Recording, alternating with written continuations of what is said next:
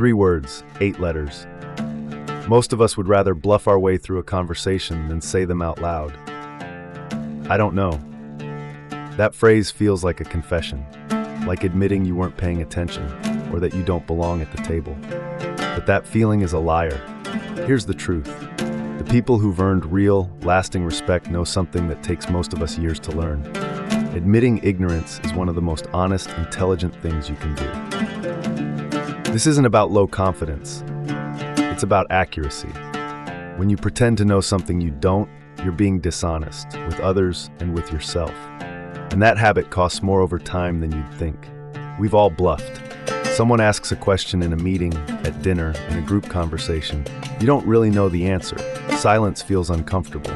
So you offer something, a half-remembered fact, a confident-sounding guess. The moment passes, you didn't look lost. But here's what's actually happening. You're building a reputation on sand. People who know you well start to notice when your confident answers don't hold up. They stop trusting your certainty, even when you're right. And the longer you practice covering ignorance with performance, the harder it is to stop. There's another cost. When you bluff, you stop learning.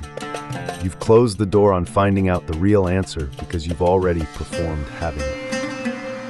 Socrates built his entire way of thinking around one insight, that knowing what you don't know is the beginning of wisdom. He wasn't celebrated for what he knew.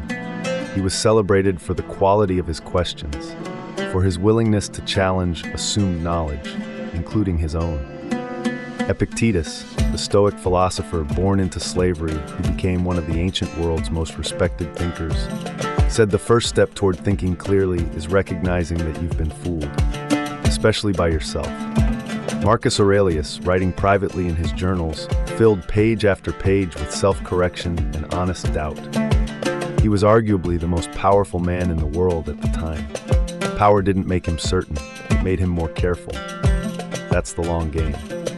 The man who can say, "I don't know," without flinching learns faster, earns deeper trust, and makes better decisions over a lifetime. The bluffer gets through the meeting. The honest man builds something real. Saying it is a skill. It takes practice because most of us have spent years doing the opposite.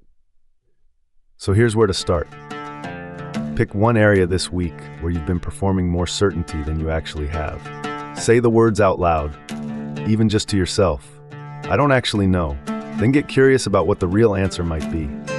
That's not weakness. That's how real thinking starts.